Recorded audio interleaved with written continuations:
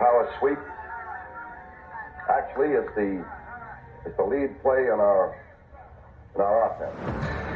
We ask our YN or a tight end to open up somewhere between 6 feet and 9 feet. Get an isolation with the linebacker. Tell the tackle to take the defensive end if he's over him. If he's not, to drive down on the first man to his inside. If the YN has the linebacker taken out, he cuts inside. If the YN has the linebacker in, he comes all the way around. If you look at this play, what we're trying to get is a seal here and a seal here, and try to run this play in the alley.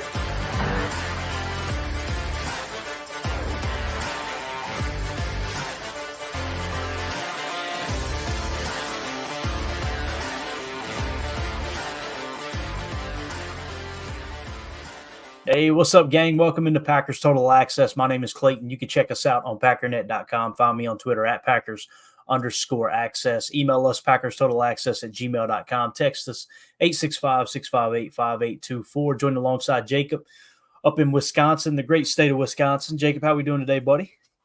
Oh, I'm doing well. Had the day off. It's a little cloudy here where I'm at. All day it's been kind of a day, but I'm doing all right. I'm doing better than you are, it sounds like. Yeah, we're sitting at about 80 degrees today. I've been looking forward to this weather all week. I'm like, man, we're going to get the pool open. We're going to have a good day. Got out on the property, did a little weed eating. Told Jacob, man, got about halfway through the property and felt like I was going to pass out. So something grabbed a hold of me. I don't know if it's just allergies, the flu, or what, but hopefully I don't completely botch this show. We'll kind of limp through, see what we can do. So I apologize for the voice. I apologize I'll try to keep the mic muted when I'm sniffling, hacking, and coughing.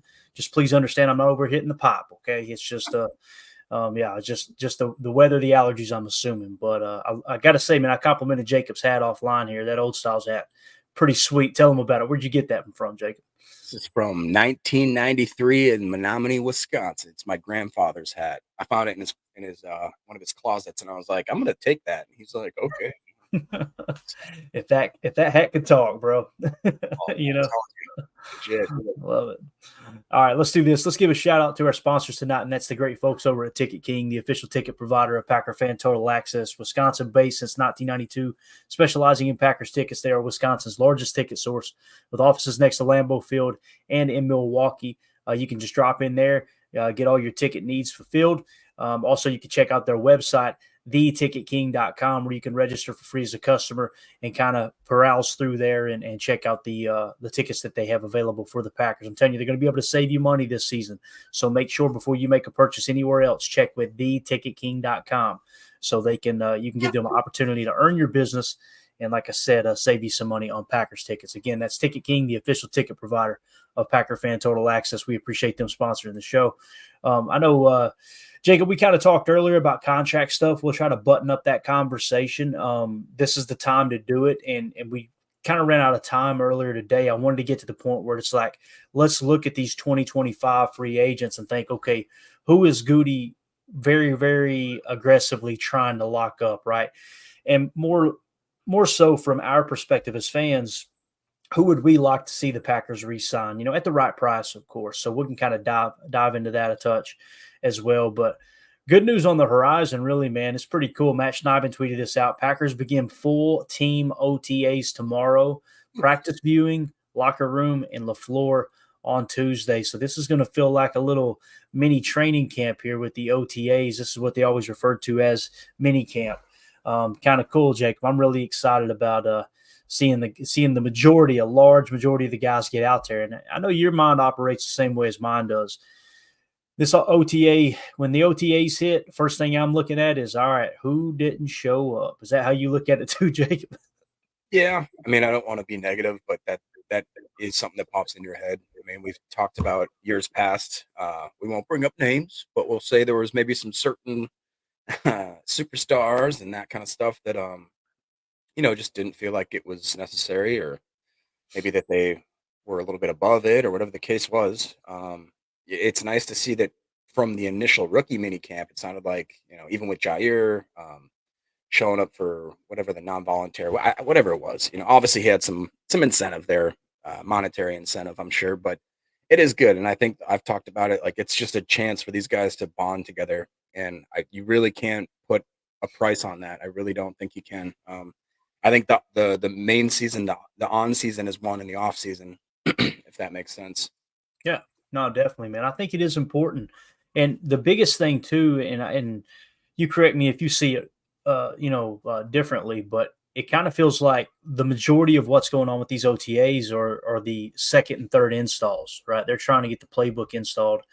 When they break and they give everybody a little bit of time away, and then they come back for the next phase, you're expected to have learned another section of the playbook, right? Of the install, so you can begin to I don't know, just put a little more on their plate, if you will. So that's kind of how I see the OTAs too, and it's cool to hear some of the feedback that you'll get from the media being there. Now, granted, they're not going to hear all the most important things, but sometimes they can pick up on stuff. And the big thing that stood out to me, like last year, I believe it was how many times did we hear during OTAs and training camp Matt LaFleur bragging on Carl Brooks. Great job, Carl. Great job, Carl.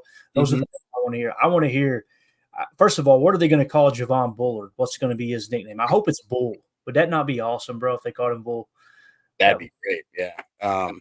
It's funny, too, because I listened to Ryan's pod this morning, and in Ryan fashion, like always, he started the podcast. He goes, I'm basically going to cut a lot of people off at the knees. I want to go back and read the headlines from the last OTAs. And kind of like the splash, talking about Keyshawn Nixon's going to blitz a lot, and talking about certain guys, Samari Torres exploding, just certain things like that and certain narratives. So I think we do need to. And you guys know I'm a late round guy. I'm a kind of the guy that loves the 6th and 7th rounders and the UDFAs and the good stories and all that kind of stuff. But Ryan's mostly correct on that kind of stuff. Most of them aren't going to work out, but it is fun to look back and see what the hype was last year versus what the hype is this year. One thing he highlighted too was that all the articles were like, we're unproven at quarterback. We're unproven in the wide receiver room. We're unproven in the tight end room. And it's like, I would argue that those are now very solidified. All three of those categories there, positional groups are like, you got to take your hat off to Goody, because we took a lot of our weaknesses. Tim always talks about it. We took weaknesses and turned them into positives. And if anything, I think people are sleeping on the fact that our wide receiver room is so deep and so talented, as well as our tight end group, to be honest. So, yeah, I think too, man. That I agree. I think that last year we were kind of the underdogs. Everybody was expecting us to take a huge step back with obviously Aaron going to New York. And it didn't happen to their chagrin, I think is the right way of saying that. The Packers obviously finished 9-8 and completely boat raced the Cowboys in the playoffs. This season it's a little bit different. There's higher expectations. It sounds like everyone has pretty much set the floor around 10 wins. But I'm with you, man. They're still sleeping on some of these position groups. I really believe that. This is kind of cool here. Or Showers makes a great point. He said, I'd be scared not to show up if I were a Packers vet who isn't going to have to fight for their job. It's a great point, man. I mean, that's another thing, too, that might kind of, that whole rising tide raises all ships, one of those type of deals. If you don't show up, bro, you might lose your job. Yeah, really. Who was the guy that who was the defensive end, the edge, that just decided that he wasn't going to show up ever for 2 years in a row? Jonathan Garvin, yeah. Jonathan Garvin, bro. We kept talking about. Jacob was like, bro, what are you doing? You're not that good. Like, I couldn't believe it. And he was like, nah, man, I'm just gonna keep my ground. It's like, what are you doing? I really liked the guy. I thought he was another, I think, 6th or 7th rounder that I saw some promise in, and he just decided not to put in the work, man. It was kind of crazy. Bates, here, this is gonna settle it. Bates says it's bullseye, Pitbull. Pitbull would be cool. Oh, not Bulls, you know what? Exactly. Our Showers went on to say too. He said, Javon Bullard is good too. Sounds country and down with the people. JB will pick with pick number 3. He seems like he's pretty well grounded. The thing that stood out to me hearing people talk about him leading up through the draft process, and you guys know Jacob, I'm going to continue to say this, he brought him to our attention first and foremost, like, hey, this might be my favorite safety in the draft. And we watched the highlights and was like, wow, there's a lot to like there. So as you see more and more scouting reports come out on him from people like Greg Cosell and of course Daniel Jeremiah's and people like that, extremely intelligent, high football IQ. That's really exciting. And you could see it transfer over on the tape too, just always in the right spot. A lot of fun to watch. Ron Samble in the chat says Jaire Alexander, 75% attendance to voluntary equals $700,000, if I remember correctly. That's correct. People were trying to go, see, he just hated Joe Barry. And I try not to go down this road because I know it's just going to be divisive, but anyone who sent me a message going, yeah, look at that, Jaire's happy now. It's like, no, bro, he's actually got $700,000 on the table this year. That's let's conveniently leave that out of the conversation. That's like life-changing money for most people. I mean, at least for a few years, or to get your goals set up, or to pay off a certain debt, just to go to practice.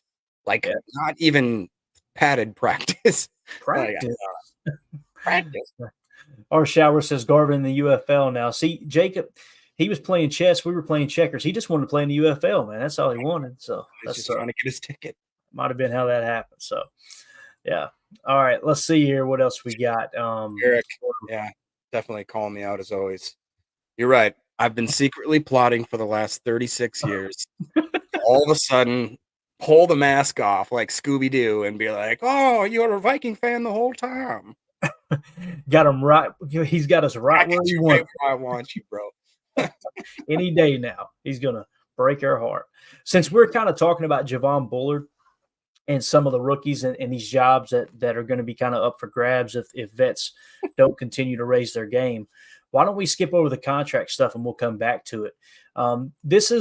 These were tweets that were sent out by PFF Packers Twitter account right after the draft, and I don't want to say we overlooked them because Lord knows we have plenty of draft coverage. I want to kind of put a nice little bow on this rookie class. And what I mean by that is, you guys know we're all draft talked out. We've been talking about the draft for what feels like 6 months now. We're going to kind of take one last walkthrough of these rookies. If time will permit, we'll do a Kalen King chalk talk, and then that'll be the last chalk talk on the rookie class. But the reality is these guys are Packers now. Right? We don't give a damn what they did at the college level now. Now you're a Green Bay Packer. Welcome to the NFL. What are you going to contribute to the team type thing, right? But let's just walk through them one last time. If I remember correctly, let's see, there was 1, 2, 3. I think they had just a quick little snippet on every player drafted other than Evan Williams and Travis Glover, okay, that were drafted by the Packers. And this kind of takes you inside of what they do well. You got something, Jacob? No, I just wanted to see if you could I had a few chats earlier. I spaced on it before we get into it. Could you just explain what happened last night? Because some people are like, where is the pod? Or I was watching the stream and then it went away and then I didn't know how to find it. And so maybe just. Yeah, absolutely. I appreciate you bringing that up. So basically we did a chalk talk, which is totally cool. We do them all the time. Anytime you share NFL footage or college tape, you're allowed to do that. You're just not allowed to monetize on it. Well, as you guys know, the channel is not monetized currently as it sits right now. Even if it was monetized, the way it works is the YouTube AI triggers a copyright. It marks it copyright. And now whoever owns the rights to the video that was copyright hit, they get the advertisement income for it, which is totally cool. That's the way it should be, right? They're the rightful owner of that content. So we have that happen sometimes. The stream will go down and it comes right back up. That's why I told people in the chat, hey, it should come back up. But what I didn't realize was the video that we were playing on Michael Pratt that was called Believe in 7, where it kind of talks about his good friend losing his life and just a little insight into his personal life.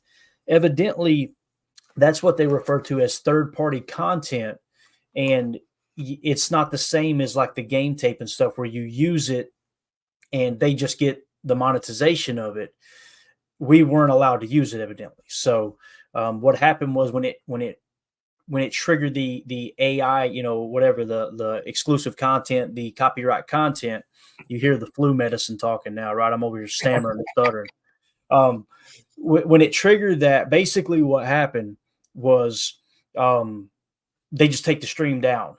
Now, they sent me an email, and they were really nice about it. They were just like, hey, this is third-party content. You're not allowed to use it. This is not a copyright strike. This is a warning, though. be careful on some of the stuff that you share, essentially. So that's why it went down. Now, some people were saying, hey, it magically popped back up around 10:45. Well, what I did was I went back through and edited that clip out. So it's just the Chalk Talk before you get to Michael Pratt's story. Okay. So that's the video that's up now. It's not under the live tab. It's under the video tab, which we don't have many videos because we just do all live streams. So that's where you can find that Chalk Talk, and that's why that happened. But thank you for asking that, Jake, because I know there were many people asking that question for sure. So that's all it was. And again, YouTube was really cool about it. It's frustrating because we've talked about it over and over and over. And I don't want to bash YouTube, but their rules are very, very, very, very, very vague. So when stuff happens, you don't get like this concrete answer as to what you did wrong. In this case, you did, and I appreciated that for sure. It was nice to just know, okay, that's what happened. So, yeah. Carly Ray.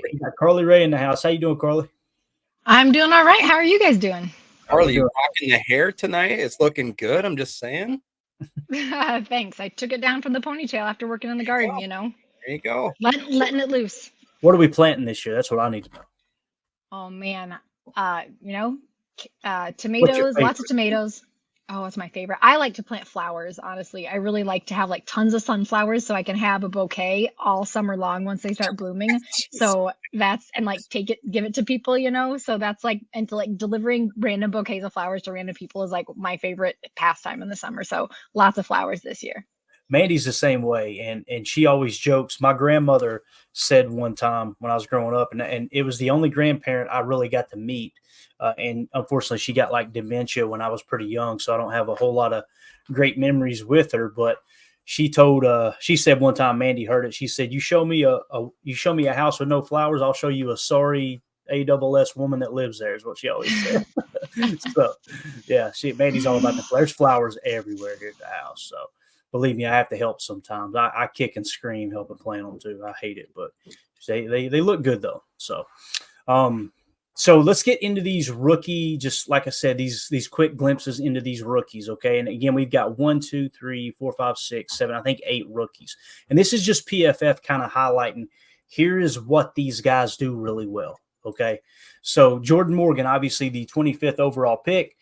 PFF Packers says Jordan Morgan since 2022, 880 pass blocking snaps, only 31 quarterback pressures allowed, only 3 sacks allowed. So, we talk about him being a great run blocker, Jacob.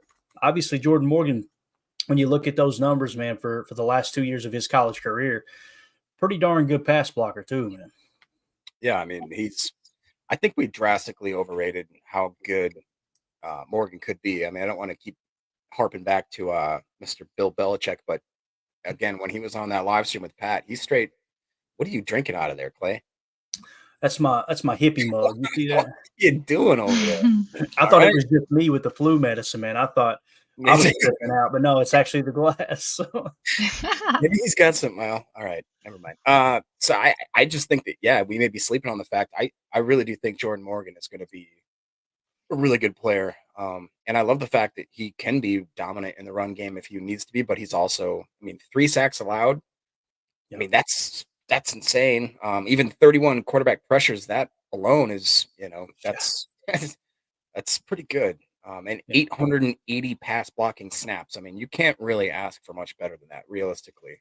No, you really can't. And obviously you see the C on his chest. The other thing too that I noticed is when he came in, one of the first things he said is, I want to be left tackle. And he specifically said, I want to protect Jordan's blind side.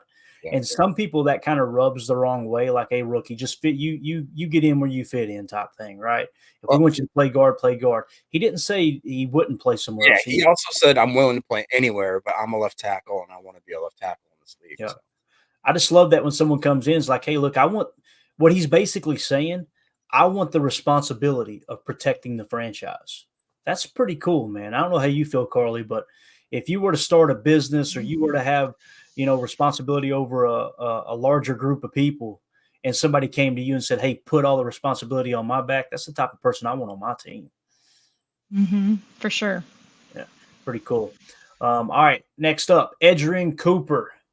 All right, Edgerrin Cooper, the only linebacker, this is PFF Packers, the only linebacker with an 85-plus grade in all 3 categories in 2023. Run defense, pass rush, and coverage.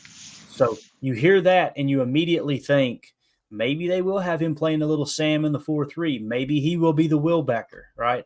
And fire off on some of those blitzes. But Edgerrin Cooper, we've talked about it pretty extensively, Jacob. He's one of those guys that last year, I mean, just you couldn't play any better than he played last year.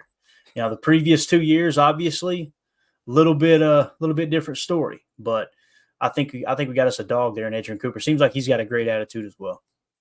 Yeah. I just wish he learned how to wear his uniform, right? He can't get the shirt down. The knee pads are up on his thighs. What are you doing, Eds? Come on, buddy. No, being real. Jacob, you're trying to make a fashion statement. I love it. Yeah, right. I mean, come on, dude, get the drip. If you were to, like you said, look at him last year, that's the only thing about him that I'm a little bit hesitant on is that we didn't see it consistently. But I would like to think that his athletic ability, just the freak way we watched his chalk talk. I mean, the guy is just a missile. We talked about.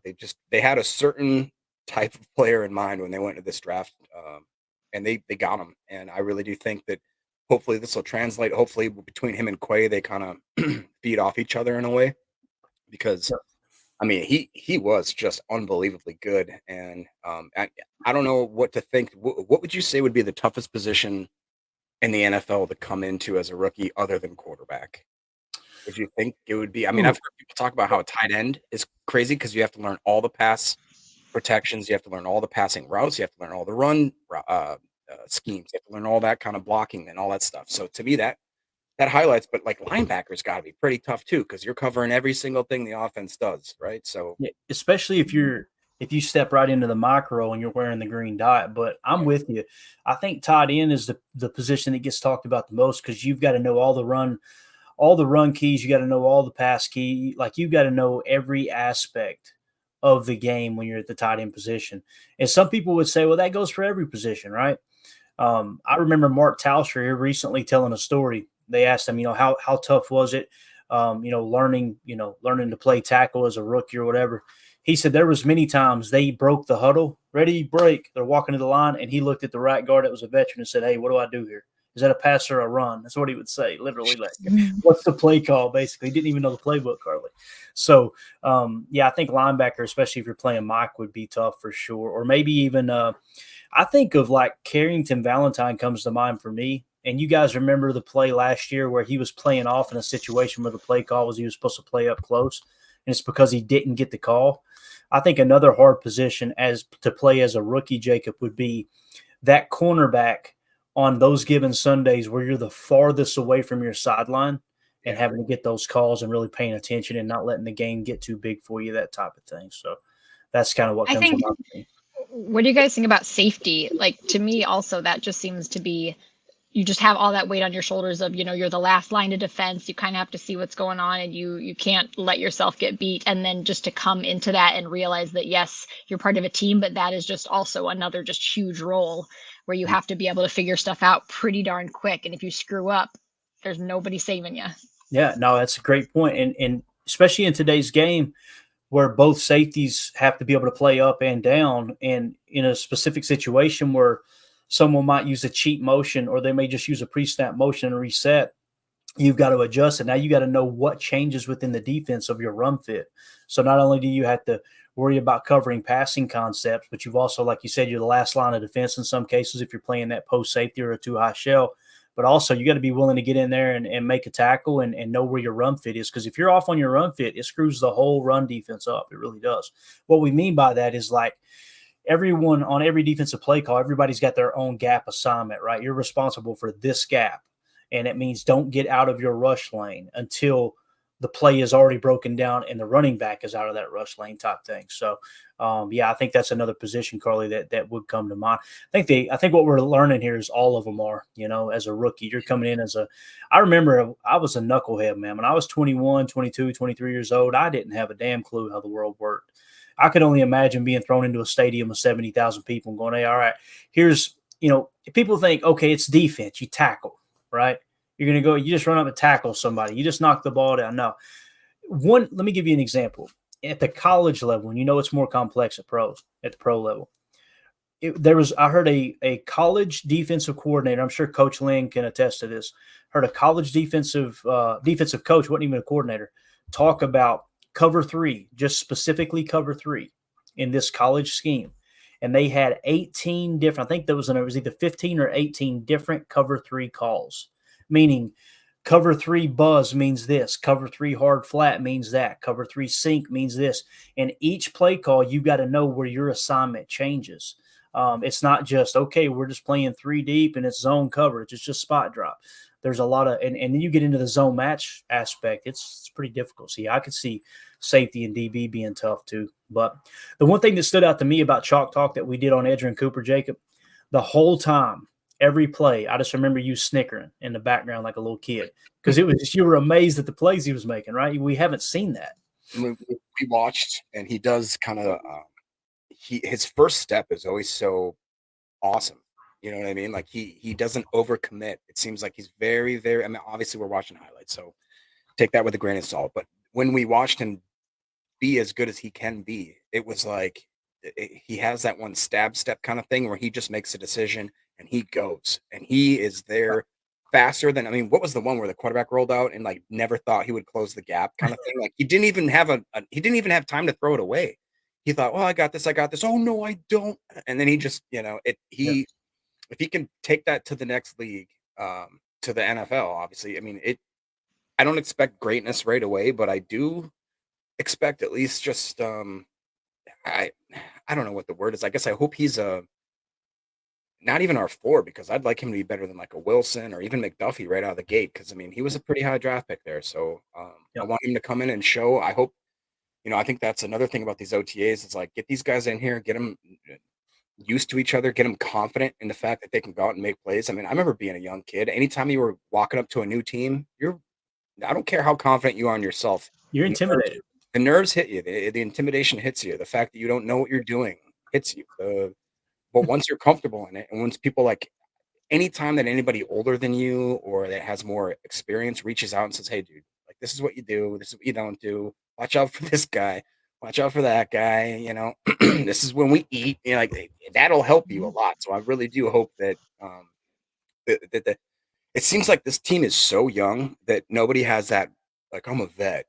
You don't talk to me. I'm a vet. Right. And I hate to bring up again the old guy. But it seemed like there was this era of like rookies got to earn our respect before we even look their way. And now it's yeah. And I think now it's more of the case that this is a team, this is a family. You've already been quote unquote adopted into this family. Now let's make you a full blown member. Like, let's go. And I really do think that's better than I think the locker room's better than what we had before. Yeah, and I'll say the quiet part out loud, Jacob. You're talking about Aaron Rodgers. No. Aaron and David Bakhtiari, they kind of had that impact on the team. Like, hey, look, rookies, this is how we do things. And that can be a good thing, but also, like you said, man, when you get these guys that Goody talks about all the time, they're kind of growing up together in the game. It's important. It really is. It's funny you were mentioning that intimidation.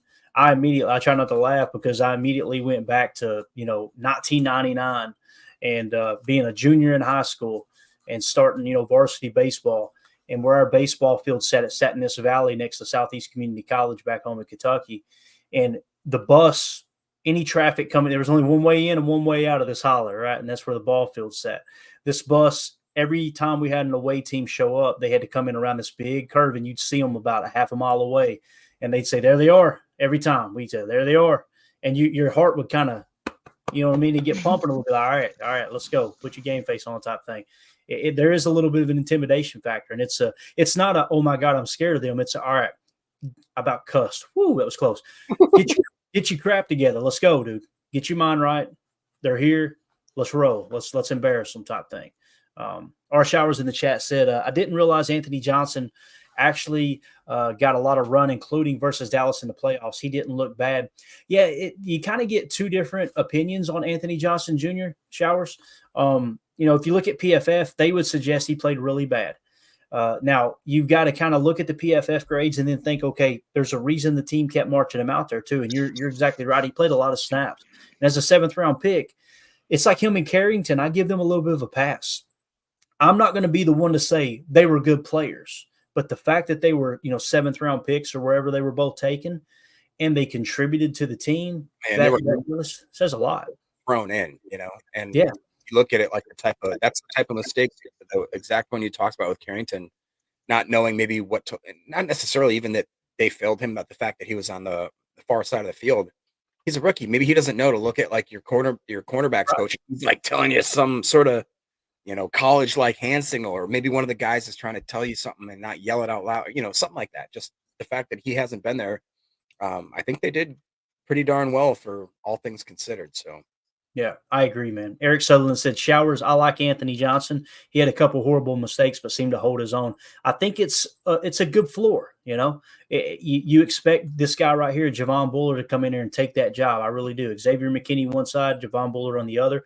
And it's really nice to know if Bull gets banged. I'm going to call him Bull until someone says you're not allowed to. If Bull gets banged up, then, hey, you've got a guy that has all those starts under his belt from last year that can step into that role. And who knows, maybe Anthony Johnson Jr. can be an ace on special teams, right? Some of these guys that got a lot of starting playing time last year, now they take a step back because you got, some other guys that are a little more qualified to play those positions.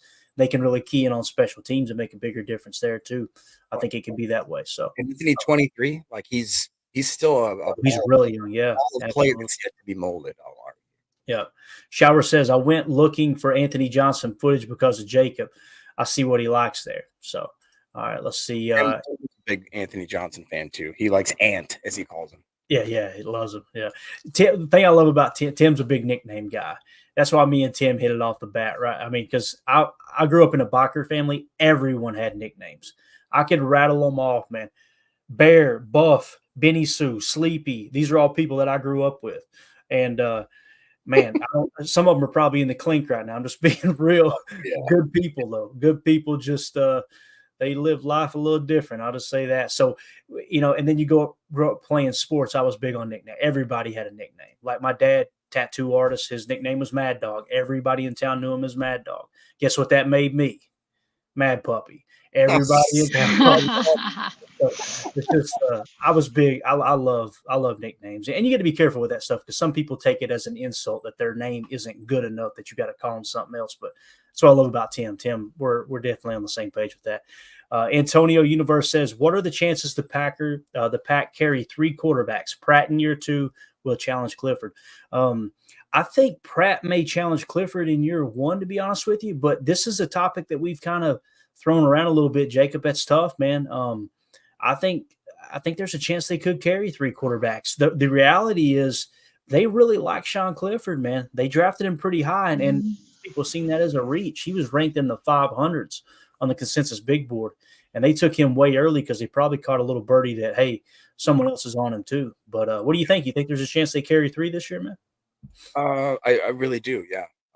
I don't think I just don't think it's the Green Bay way to take an actual semi-high draft pick on obviously Clifford and any draft pick at all on a quarterback just to let him go. I mean, we got guys like Alex Magoo that stuck around for a while. You got guys like Kirk Bankert that stuck around for a while that had really no type of, I shouldn't say really no, but didn't really have a high pedigree kind of thing. I think also if you're a guy like Pratt, you want to be in Green Bay. I mean, it's like I think I saw in his draft video, or maybe like a highlight after the fact, he talked about how he understands that they groom quarterbacks very well in Green Bay. No matter if you're the starter, if you're the second, third string, whatever it is, you're getting coached by, isn't it Tom Clements? Is that the kind of the quarterback whisperer there? Nope. And the fact that LaFleur is so great at doing that kind of stuff as well. I just think for a young man, if you're going to fall that far in the draft, I don't think there's a better landing spot to go to than the Packers. I just don't think that's if I was him, other than the fact that I maybe missed out on however many hundreds of thousands, if not millions of dollars from I thought the guy was going to go in round 2. I'm not going to lie. I really did, because especially when you saw 6 go in the first round, and I heard a lot of scouts that liked him more than a few of the guys that went. So yeah. So you don't think they'd put him on the practice squad or something? Because I was thinking with Alex Magoo, I heard. You don't think he would? Because I was wondering with Alex Magoo there, and he was, I guess, kind of trying out as receiver. They technically have a third if they keep him. And so is it also like the Packers to keep just an extra spot on the roster when they could use it for some other player that is much more likely to get hurt, or some other spot that they're going to really need to depend on more? I think they're trying to sneak Magoo in that role maybe onto the squad so that they could. Is he eligible still for that? Yeah, should be, I believe. And we need to get a concrete definition of how the rules apply there now, because COVID changed all that. Obviously, it used to just be 10 players on the practice squad. They could do it for 2 years, and that's it. I think they extended the amount of years that they can be on it, and they extended the practice squad roster too.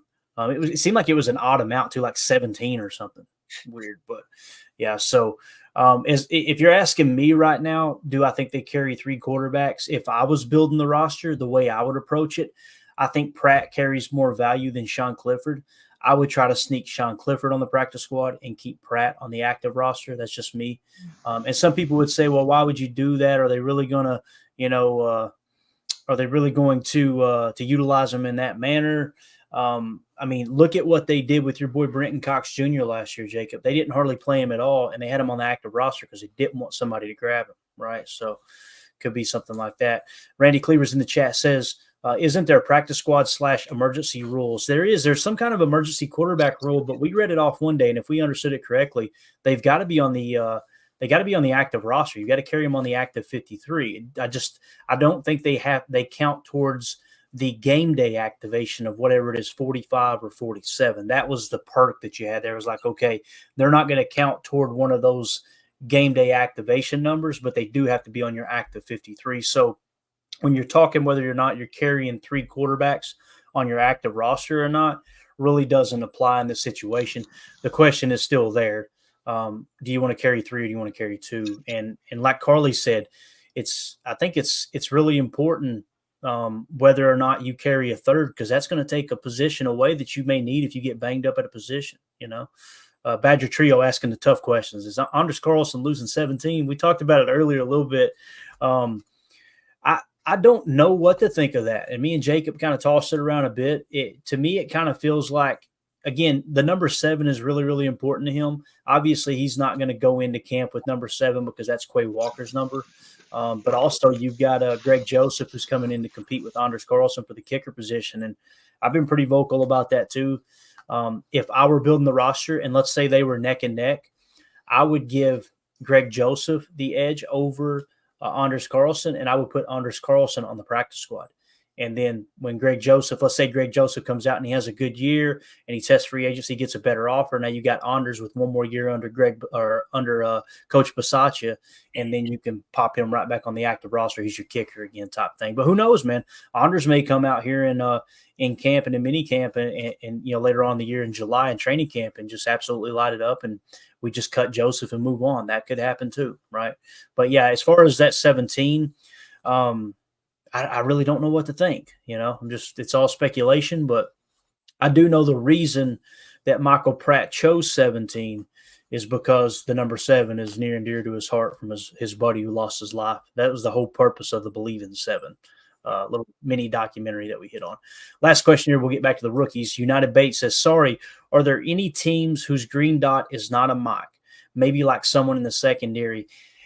I don't know that answer definitively, Bates. It seems like I've heard people talk about safeties wearing the green dot from time to time, like a free safety, like almost like an Ed Reed type. Now, obviously, I'm sure Ray Lewis wore the green dot when he was there, but if I remember correctly, I believe Ed outlasted Ray in Baltimore. And it seems like, I could be wrong, but it seems like Ed wore the green dot when Ray was gone. I'm pretty sure that's how that all unfolded, that he lasted longer than Ray, but I could be wrong.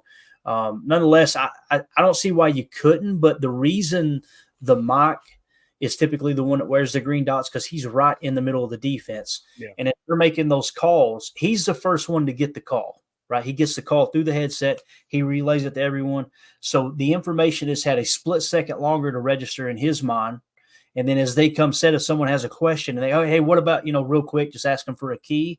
He's right in the middle. He can answer everyone. It's the opposite effect of what we just talked about with Carrington Valentine being on that island off on his own and on the boundary there and couldn't get the calls. So hopefully that answers your question, buddy. I would imagine someone had wore the green dot in the secondary before, probably the safety position, definitely not corner, especially being on the outside. So let's see here. Badger Trio says, if I remember, Crosby struggled year one. Yeah, we actually run the numbers. And if you looked at Mason Crosby's his field goal percentage compared to Anders Carlson, they were right there in the same ballpark. As a matter of fact, I think Anders had a higher field goal percentage. Now, people immediately said, well, yeah, but look at all the extra points he missed. The large majority of Mason's career, and again, when he first started his career, those were being snapped at the 2-yard line. Now they're pushed way back. So you got to kind of throw those out, in my opinion. But, yeah, it's something that happens. Daniel Carlson, Anders' brother, if I remember correctly, was a highly touted kicker. He struggled year one. Team cut him, and then he went on to be a great kicker, right? So sometimes it takes a year or two to get those things kind of straightened out. All right, let's move on to your boy here, Jacob, and that's Javon Bullard. PFF Green Bay Packers put Javon Bullard 34.0 passer rating allowed in coverage in 2023. And what's crazy, when we did Chalk Talk, Jacob, yes, you could see the coverage ability, but also the thing that stood out the most to me was his run fits. And the angles he took, the break on the ball, that first step quickness, he processes, he plays with his eyes really well. You guys heard me talk about Tyler Nubin, how he plays a half a step ahead with his eyes. You've seen something very, very similar with Javon Bullard. And listen, I'm not trying to be the weirdo here, but look at the quads on that dude too. Like, he's not a small guy. I'm pretty sure, if I remember correctly, this is the guy that Half was talking about when Half said this right here. Thick. Exactly the person he was talking about. So he is, man. He's and he's only going to put a little more muscle on that. I'm telling you, man, when I watch the college tape and I look at him here, just kind of how he's built, he reminds me of Nick Collins. He really does, man. Go ahead, Jacob. I see all the he's thick coming through. No, I mean, like, obviously he was my draft crush. I think maybe my favorite player in the whole draft. And what you guys, if you remember when we watched that highlight film, I was more excited about his run defense. The way that he, again, similar compound as a lot of these guys, where he doesn't take on blocks. Well, he does. He can take on blocks. He can extend the arms, shed, and then still make a play.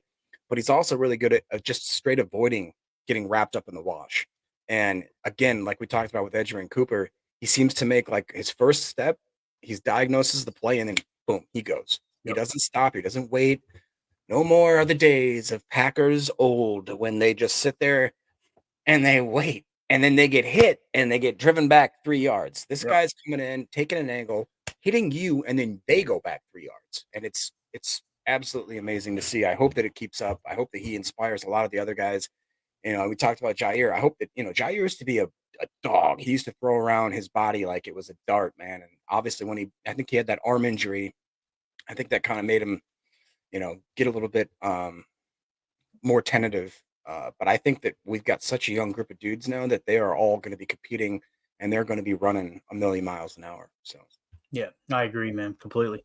Next rookie, Marshawn Lloyd, running back out of USC. And Carly, you just chime in if you got anything, okay?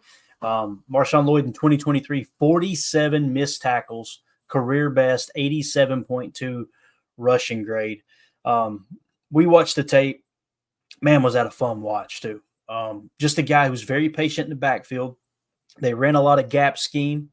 They ran a lot of GT power, pin and pull, things like that.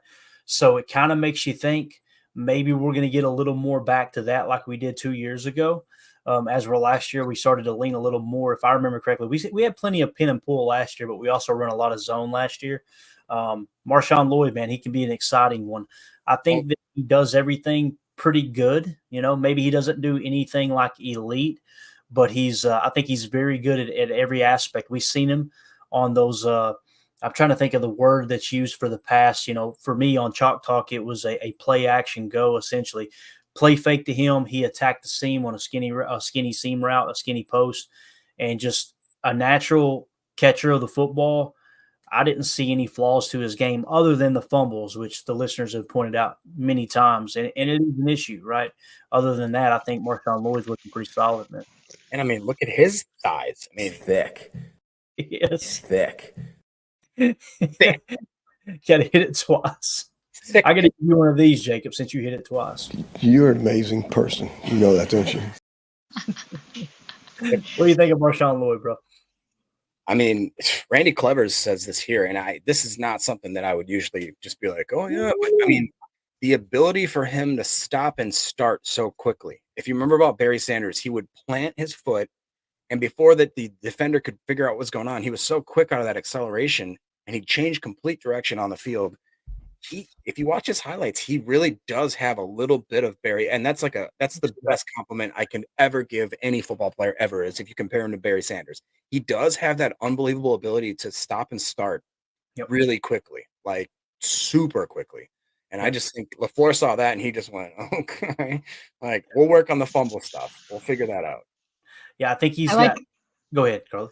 I like what Professor Cake said here. He said Lloyd is the center of gravity, similar to a cannonball. Imagine trying to tackle him. Yes, it's true. And when you compare him to like a Barry Sanders, and listen, it's strictly build, guys. We're not saying he's going to be Barry Sanders. Please don't take us the wrong way. No. But low center of gravity, great contact balance. Like you said, that start-stop ability. I challenge everybody, go if you haven't watched any Barry Sanders, I guarantee you there's somebody right now. I know who Barry is, but I haven't watched much Barry. Go get a highlight reel and watch what he did. I think it was either the Patriots or the Cowboys. That one play where he broke like 13 tackles. People were going, there's only 11 players on the field, Clayton. I know. He still broke like 13 tackles. It was unbelievable. He had guys turning them around backwards. That start-stop. His ankles too, man. It would almost look like his ankles would dislocate the way that he could it's just wild. And as talking about a class act, the only thing bad about Barry Sanders is he played for the crappy Lions. Other than that, you talking about just a perfect human being and a great football player, man. He's probably to this day, if someone asks me, hey, who is your favorite football player of all time? It's probably Barry Sanders. It really is. Ron, so much fun to watch. He doesn't know how Sanders' knees held up well. It's because he knew when to leave the game. That's why. That's a good point, too. We never got to see the broken down version. That's right. Yeah. So Marshawn Lloyd, I'm excited again. If you hit on Marshawn Lloyd, his contract details, his cap hit for 2024, first year, obviously, on the team, I want to say it was like, what, $1.3 million. Marshawn Lloyd, his full contract, 4 years, $5.8 million. So that's an average salary of $1.4 million per year. So if you hit on him and you hit on Josh Jacobs, unfortunately, you let A.J. Dillon walk unless he comes back on pretty much a minimum contract again. I mean, you're in a good spot in the running back position for the next 2 to 4 years for sure. And if Josh Jacobs, let's say after year 3, Marshawn Lloyd has kind of overtaken him somehow, some way, then what you do is you just let Josh Jacobs walk, free up that cap room, and now you got Marshawn Lloyd as the lead dog. And guess what you do? You draft another 2nd, 3rd, 4th round running back and let that be the backup. CL Freeman says best Packers playoff D was holding Barry Sanders to -6 yards. Unbelievable. That was, if I remember correctly, that was Barry Sanders' last game at Lambeau, I believe. Was it? I think it was. It was a playoff game. I remember. I know I may be getting it mixed up because also another cool fun fact, I know Jim Taylor's last game was at Lambeau Field, and they not Jim Taylor, Jim Brown for the Cleveland Browns. They absolutely shut him down too. That was one of, if not his last games too, was at Lambeau Field when the great Lombardi defense shut him down way back in the day. It's another fun watch. Go watch Jim Brown run from back in the day, man. This time of the year is the best time to do it. People are like, oh, there's no football. There's football every second of the day. You just go to YouTube and type in this player's name or this year, this team, and it's all the football you could ever watch, man. So that's what I do this time of year, that, and I get back into the books, audio books, football books. Right now I'm going back through Gridiron Genius and about to start restart another Bill Walsh book too coming up here called The Winning Edge. So Ron has a good point here too, that I think a lot of the reason why the Packers maybe, like, the Packers, they don't just like a guy because he's quick or he's fast. They want a well-rounded player. They want a good person. They want all these kinds of things. I think he did. Like, they saw how much they didn't use him a lot as far as in the run game compared to what they did because they were a pretty pass-heavy USC team. Apparently, I shouldn't say apparently, I thought he was pretty good in pass protection. Ron seems to agree. I think that's what the Packers might like about him too, because remember, we had Aaron Jones, and he got a knock for being, he's a smaller guy. Aaron Jones pass protected pretty darn well for being the size he was. So really did, man. Really did. If you guys would, I know we got a herd of people in here right now. Just take a quick second, hit that like button for us. If you like this content, feel free to subscribe to the channel as well. If you don't like this content, just change the channel and pretend like we didn't even see each other. All right. Well, we appreciate y'all dropping through for sure. Let's move on. We got to go rapid fire. We're at the 50-minute mark, gang. Up next, Tyron Hopper. Obviously, this was what pick was this? Pick 91. This was the Aaron Rodgers pick right here, right? Or no, this was the Rasul Douglas pick. I'm sorry. So this is the one that Tim had earmarked all year long. Like, all right, let's see what we get for Rasul. Essentially, we got Tyron Hopper. That trade is finalized now. We traded Rasul Douglas for Tyron Hopper. I'm interested to see how he performs. We did his chalk talk. I was pleasantly surprised. Again, it was a highlight reel. It wasn't showing any of the negatives. But Tyron Hopper here, according to PFF Green Bay Packers, 1 touchdown allowed in coverage in his college career. This really surprised me. So you got someone who played a lot of will backer. Obviously, you see the C on the chest, a captain at Mizzou. Only gave up 1 touchdown in 825 coverage snaps. Jacob, I ain't going to lie, man. That number surprised me. You didn't see him in his highlight reel. You didn't see him a lot in pass coverage. But sounds like he was as good as you could be preventing touchdowns there at the college level. I mean, that surprises me too. I mean, honestly, that's a happy surprise because we looked at it on tape and we thought, man, he might just be one of those kind of like an Evan Williams where you think, I'm not sure if he really is more of a coverage guy. Maybe he's just a straight run defender / ultimate blitzer, but that makes me feel, that makes me understand maybe why Goody took such a quote unquote stretch on him or whatever you want to say that was, reach.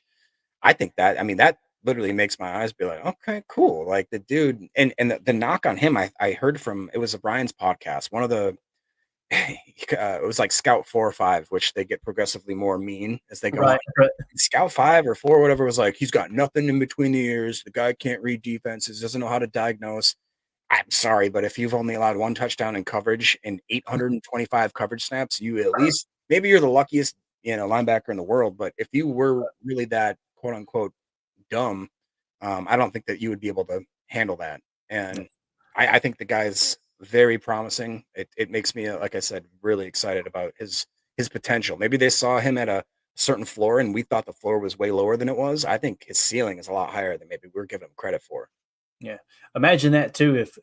If he did that well, not being able to read and recognize like the scout was saying, imagine when he does put it together. You can look at it that way. Let's see here. I think I've got his RAS if I remember correctly. Let's see. Yeah, Tyron Hopper. He was a top 30 visit. His RAS was a 7.42. But if you guys remember, the Packers had a much quicker 40 time on him, if I remember correctly. Someone reported it was a 4.540, I think is what they had on him. So interesting there. All right, next player coming down the stretch here, Jacob Monk. This is another one. Yeah, there's in committee. That's an insane stat. That equals 0.001% touchdowns for the amount of coverage snaps. That's about as good as you can get. This one surprised me, man. Jacob Monk snuck up on us. Obviously, Jacob Monk was the only draft pick by the Packers that was not on my board. You guys know I typically just go to 150. This year we went over 200. So they took Jacob Monk with the 163rd pick. And it's a pretty cool stat here from PFF Packers. Jacob Monk in 2023, 343 pass blocking snaps, only 1 sack allowed. This is a guy that many people are saying this is the center of the future here.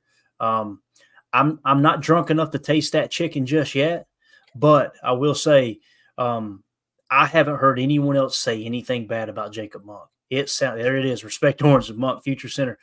Everyone seems to agree that, hey, Monk's the real deal. So anything you want to add there, Jacob? I'll be honest, I had no idea who he was. I don't think anybody did. His name's Jacob Monk. His name's Jacob, so automatically I'm high on him. He's a late draft pick. I'm high on him. But the thing is once you dive in, he played some pretty good competition. Duke's, doesn't play St. Kate's School for the Blind. You know what I mean? They definitely go out there and play real competition. And also one of the best, was it Graham Barton that was next to him on that line? Yep, sure so, was. That's a guy that very highly touted, very, highly graded prospect, and nobody batted an eye at like, oh, he doesn't play a good competition. He doesn't do this. Jacob Monk, then when you watch him in his interviews, you completely understand why the Packers took him. He is just a Packers guy through and through. Seems like just a great, hardworking kid. I really do think that I'll go farther than you are willing to go, Clayton. I think that he will be our center in next year. That's what I'm going to say. I think they're going to let Myers test free agency. I don't think that we're going to pay him nearly what he will get an offer for, and I think that they're going to slide him in. That's my prediction. Got it. I could see it, man. Yeah, if I remember correctly, too, someone said he was I think he was a 5-year starter, and I think he was the only 3-year captain in NCAA. He's a captain for sure. Yeah, he's one of those leaders. And you hear him talk, that dude, he reminds me of Zach Tom, kind of quiet, very well spoken. You could tell he's way he's a smart dude. You can tell he's a very smart. Got it up here. Yep, definitely. And when you look at his contract, that's the exciting part. This year, $870,000 against the cap. Let's say he does start in as the center next year, right? He just steps into that role somehow. The ads are back. Apologize for that. Let's say he does step into the starting center position next year. His cap hit would be $1 million flat next year, man. I mean, that's pretty wild. So just something to kind of keep an eye on how his cap hit this year, $870,000, then it jumps to $1 million, then it jumps to $1.1 million, then $1.2 million. That's how you stay way down on that cap. Just hitting on some of these later round guys. Up next, probably the most popular draft pick. Definitely, if you watch the live stream and you go back and watch our reaction, this is the one that got the loudest pop out of the Packernet crew. It's our very own Katan Home Depot, Ola Home Depot. This is Katan Oladapo, career best 91.3 run defense grade in 2023. You guys are wondering, that's first among Power 5 safety. This dude right here, I'm telling you, you can do it. You can build a defense. He can help. I'm telling you, this is the guy right here. Now, seriously, when you watch him play, man, I think he could play free safety. He could play strong safety. I would rather not see him in the slot. I think he'd be kind of wasted in the slot. I want to see him down there in that box because this dude will bring the thump. We've seen him play the ball. One of the most enjoyable, the more enjoyable chalk talks we've done on the rookies was definitely Oladapo, man. Jacob, is it Oladapo or Oladapo, man? I'm going Oladapo. Right, I'm with you. It is decided. So I don't know. Go down with you on the ship, man. I'll be playing the violin. All right. I'm just saying. Every time I hear that Home Depot, that song slaps, man. It's we got to get it somehow. I don't know how anybody's gonna get our like inside joke about that, but if I ever live to see the day where he gets announced running out of the Packers tunnel and boom, boom, boom, boom, boom, boom, boom, I will lose my mind. I will rip my shirt off and go running through the trailer park. I swear. I've listened to Packernet for I couldn't tell you how many. I remember the first time I remember listening to Packernet when it kind of came to me that, hey, I'm listening to this consistently, was when Matt LaFleur got hired. So it was probably well before that I was listening to Packernet. I have never heard a Home Depot commercial until we did this, and now you're getting a Home Depot commercial just about every episode. I'm telling you, man, Emilio pulled some strings sitting in this chair right here. He literally, I'm not lying. He got on the chat with a representative, was like, hey, man, we got a podcast and we want you guys to sponsor it. Here's why. He laid out this big description of what. I'm like, this dude has had way too many daddy sodas sitting in that chair right there. Lo and behold, 2 weeks later, we got Home Depot ads running on the. You guys are saying, is it connected? No, absolutely not. It's still a fun story, though. All right, up next, Michael Pratt. Check this out, bro. According to PFF Packers, Michael Pratt, 90 passing touchdowns since 2020. First among group of 5 quarterbacks. Okay? Group of 5 quarterbacks. 88.3 PFF grade since 2022. Third among group of 5 quarterbacks. So I think it's talking about the top. It's talking about the top 5 quarterbacks taken in that draft. Yeah. Wow. That's the way I understood it. So 90 passing touchdowns since 2020. And you see the BE right there on his arm, on his bicep. That's that Believe in 7 tattoo he got for his buddy. That's why he wears the number 7. I'm telling you, man, his chalk talk was impressive. He's got the wills to make stuff happen, to play off script a little bit. I seen accuracy. I seen pre-snap read. I seen post-snap adjustment and read, quick release, played on time, pretty accurate ball. I'm sure he's got some ducks in there too. Everybody does. But here's the thing that bothers me. There's a reason he fell to 245. We just don't know what it is, other than it might be the injury. But I had him 131 on my board, Jacob. I think he is a. I think it's his job to lose as the backup quarterback. I really do. I honestly do too. It might sound stupid, but one thing I noticed was if you go back to the video where he was in the pool and he gets the call, the dude does one of those, just jumps out of the pool onto the thing like it was nothing. Like, you need to have crazy lower body strength to be able to do that. And I feel like that was like a subtle flex. Like, he just was, I think he knew he was getting recorded. I think he jumped out of there. But like, think about when Aaron Rodgers, remember that offseason where he's like, I started squatting and all of a sudden I'm really, really good again. And it's like, yeah, you need to have a good lower body if you play football, dude. And I think that like, maybe should hold true that I'm pulling for the guy, late round draft pick. The only thing I don't like about it is that he's going against my other late round draft pick, Mr. Clifford, the big red dog. So I don't know. I hope that we can keep all three of them, to be honest. I really do. Yeah. And I think that he in my wildest dreams, my favorite fan scenario here is that we keep all three of them. He shows out in preseason, looks like an absolute phenom at quarterback. And I think the reason he failed because, dude, we had 6 quarterbacks going round 1, right? Yep. 6 quarterbacks. I think that was a record. I might be speaking out of my butt, but yeah, that was 6 quarterbacks in the top 12 picks too. Yeah, and I just not that many teams looking for quarterbacks that are going to, basically 6, I would argue, is a pretty good number for. Otherwise, everybody has that kind of figured out. So I don't know, man. It's really hard for me to decide whether or not I want Clifford or Pratt. If you really had to make me choose, I think I'd go Pratt just on the athletic ability and the fact that he's younger. That's the only reason I would.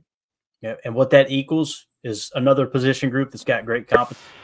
Exactly what that means. So, and the other thing too, I think he took a step back in 2023. You're seeing the 2022 numbers. In 2023, he took a slight step back. So you're seeing at least two different players. This next one being one of those two, in Kalen King, where Goody is continuing down that blueprint of the Jaden Reed draft pick, where it's, hey, let's go back 1 year. Oh, you played great the year before.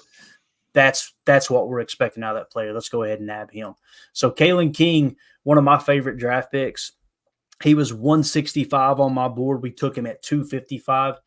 Kalen King, according to PFF Packers, 90.6 coverage grade in 2022. That was 4th best amongst cornerbacks in all of college football. If you guys remember, he was projected to be as soon as the draft's over, people do a way too early mock draft. As soon as the draft's over, they move on to the next year and go, here's our first mock draft for this year, right? If I remember correctly, he was the top cornerback in last year's very first mock draft. Now, obviously, took a huge step back on the field last year. This feels just like the Jaden Reed pick, man. That, hey, you got a guy that was arguably the best cornerback in all of college football the year before. And like I said, just took a slight step back. Maybe we got great value here. He's got a chip on his shoulder. I know that. I'm excited to see him in camp. What do you think, Jake? Yeah, I want a player that is PO'd, that he got, slumped down to that level. And he really did. He fell farther than I ever thought was possible. And like we talked about with the Packers, it is a pattern where they, like you talked about, and honestly, Clayton, that's a big, I haven't said it to you publicly or even privately, but you made after the Jaden Reed pick came last year, we literally had like an off-camera conversation. You're like, I'm going to change my board because now that was a wrench that was thrown in that I didn't even think about. And if I'm not mistaken, you actually tweaked the whole way you rank players to add a year prior. And this year, it really did show that was a well planned move because we drafted a few guys that absolutely hit that to a T. And this is one of them here. And, it's not like a small sample size. He was that good for that whole, we know that he can hit that floor or that ceiling. So that's, again, another guy where in the 7th round, like, Goody must have just been like, wait, he's still here? He's actually still on the board? Like, I didn't even think about that. And, I have high hopes for him. He's again, kind of like Pratt, there's not a better spot to land if you're a cornerback that wants to work and has a chip on his shoulder. If you're a cornerback at Green Bay because you got Jair and then whoever you want, you plug it in. This is a guy too, like you see the coverage grade is great, but we've seen it over and over and over. People talk about him being able to come up and help in the run fit too. He's willing to tackle. So that goes a long way at the next level too. As far as what you're referring to with how I changed the board, essentially what I did was I added in what I was doing before is just the current, their last year in college, their PFF grade. So now I went back and added in the year before as well. So it's like a 1/6 of the equation going into the final grade. I think what would probably give you a more accurate depiction of how Goody is kind of looking at these guys, I think they're going, what was their best year? And again, people like to go watch the lowlights for whatever reason. They go, yeah, well, you're watching a highlight reel. I want to know what he did bad too. GMs aren't walking through and going, all right, guys, I want every bad clip of him. I want to know what he does bad. That's just not how they think. They think, what can you bring to the team? What do they do well? We'll identify the problems when we get them here if we draft them. I want to know what's his peak performance, what is his ceiling, because we're going to get more of that out of him. What does he do really well?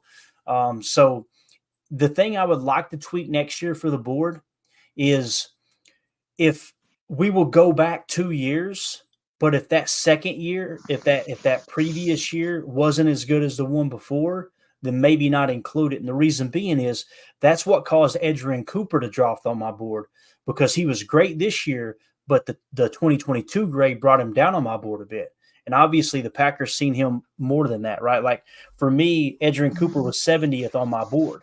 The Packers took him at 45. If I hadn't included the 2022 grade, which was much lower than 2023, he would have been right there in that 40 range. So I think that what we'll do is it needs to be a positive net gain to include the year before, rather than that number might bring him down. Does that make sense? So yeah, totally. It's either approach it that way or just say take his highest PFF grade over the last 2 years. You could just do that. Yeah, because I think that, like you said, you have to do it your way. Otherwise, it kind of penalizes their progression. Yep, absolutely. You know what I mean? So yeah. And again, hopefully I described that well enough with my board. It's a very safe board. It's I feel really confident that these guys are high floor guys, right?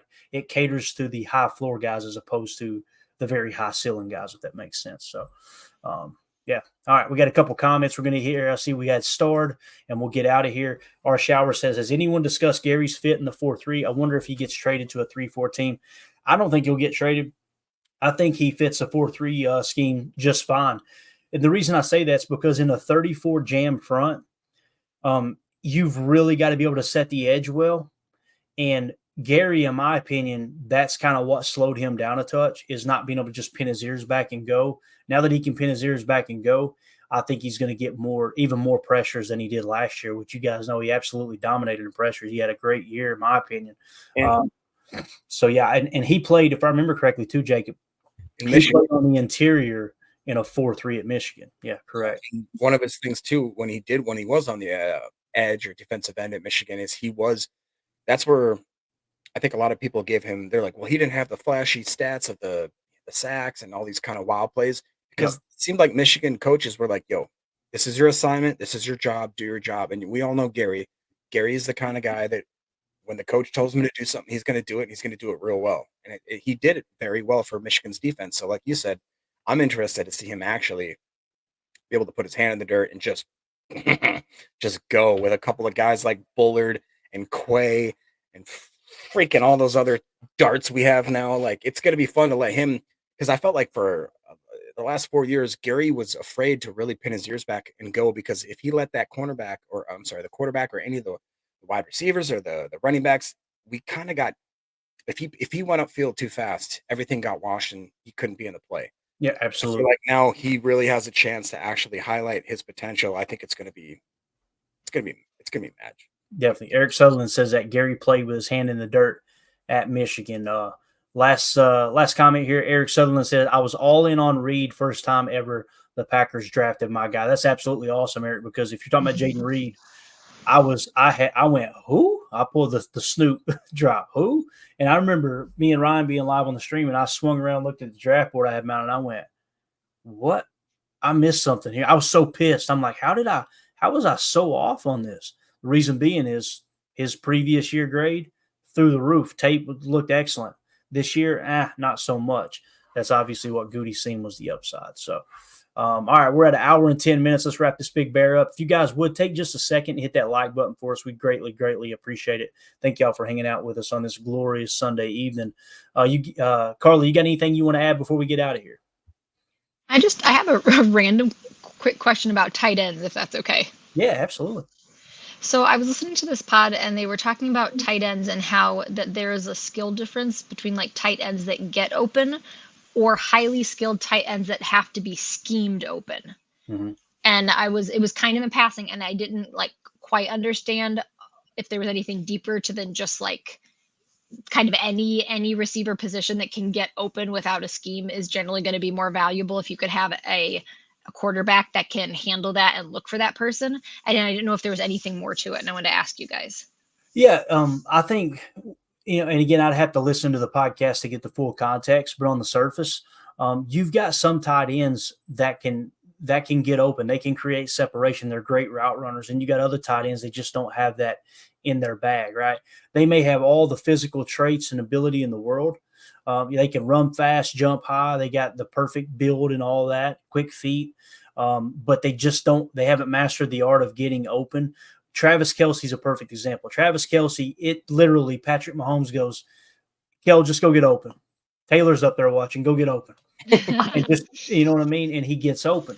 You got other guys like Luke Musgrave. To me, I'm not saying he can't be that guy, but let me give you an example. Do you guys remember the dragon wheel, the Y dragon wheel against the Dallas Cowboys, where they snapped it.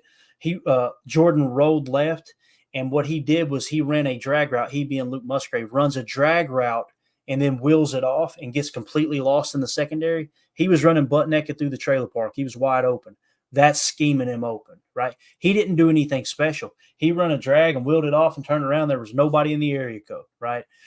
As were someone like a Travis Kelce, or even, in some cases, a Sam Laporta. I'll give you another one. Is our boy, not our boy, we actually hate him, George Kittle out in San Francisco.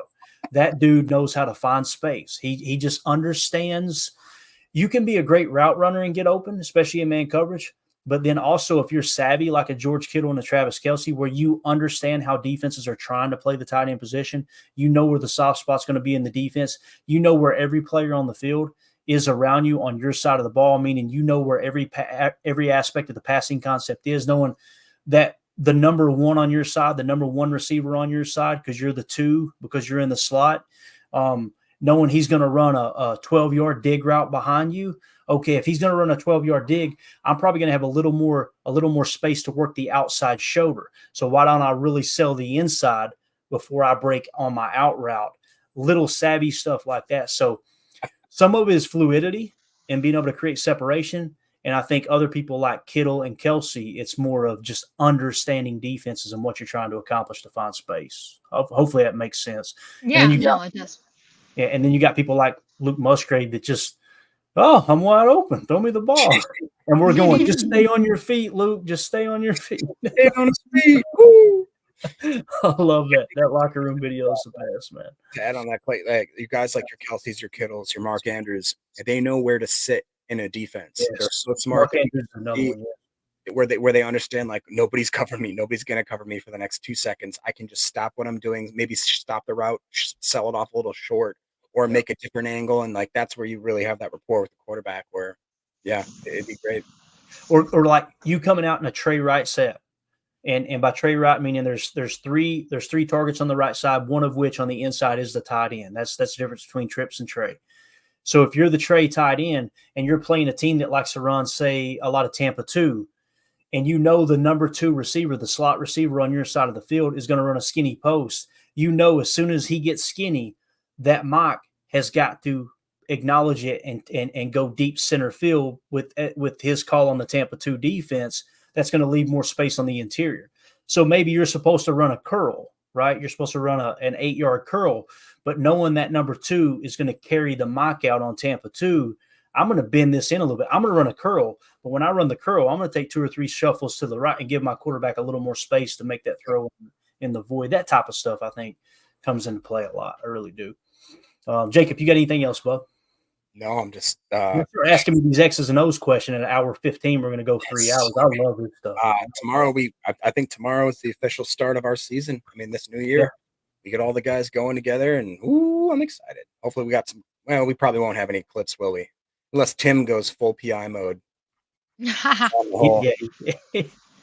may be in there. The crow's nest starts taking some, Yeah, they try to keep him out, and Tim will be like, How about these hands? Oh my goodness. All right. I know Matt LaFleur's got a message for the players too. Yeah, our guys better wake up with their piss hot, like I said before. So there you go. Final comment of the night. We're going to let Paul Robertson bring it home. He says, Eric Sutherland passes out in the bathroom remodeling section at Home Depot. I got the toilets were real. He was trying to let one go. I immediately think of Jackass. You remember the episode where they yes. Oh no. Oh man, that was peak early 2000s TV right there, no doubt about it. I do remember one time I did fall asleep. I think it was a Belk's department store. They had the bedding set up, those mock beds where you can kind of sit on them. Me and Mandy had been out to dinner. I had a couple of daddy's sodas. She was shopping around, and next thing I know, she's walking over, kicking me in the foot, going, Clayton, wake up. I'm asleep on one of those beds. I remember that. So, yeah, that's what happens when you're slightly obese, out of shape, and tired after a big dinner. So, all right, we're out of here. Appreciate everybody hanging out with us. This is a lot of fun. We will be back tomorrow evening for PTA Live. And guess what we're going to be doing? And giving you a little mini camp update. It's going to be awesome. We'll work in Kalen King Chalk Talk. And then as the team breaks during the next little break from OTAs, then we'll jump right into the 2023 recap. We'll start with week 1, watch about a 15-minute highlight reel together, pause it, rewind like a bunch of football nerds we are, and kind of relive last year to get a quick refresher going in to this new football season. That'd be a good way to kind of bridge that gap. So once we run out of those highlights, we'll go back to the history segments as the season gets ready to kick off. I think we're going to be picking up with the 1950s decade there. So I've got my notes written down there. We'll get back into history. We got a lot of content to cover. It's going to be a lot of fun, man. Not going to be any Mount Rushmores or just trying to fill in favorite ice cream topping. Yeah. What's your favorite ice cream topping? Oh boy. All right. I do like peanut butter and jelly though. You big peanut butter and jelly fan, Jacob? And you don't bring peanut butter to a jelly fight. I heard somebody say that once. You never bring peanut butter to a jelly fight. All right. Appreciate y'all. For those of you listening on the pod, thank you for making us a part of your day. As always, let's go out and be the change we want to see in the world. And go Pack Go. The power sweep. Actually, it's the lead play in our offense. Yes, our YN or a tight end to open up somewhere between 6 feet and 9 feet. Get an isolation with the linebacker. Tell the tackle to take the defensive end if he's over him. If he's not, to drive down on the first man to his inside.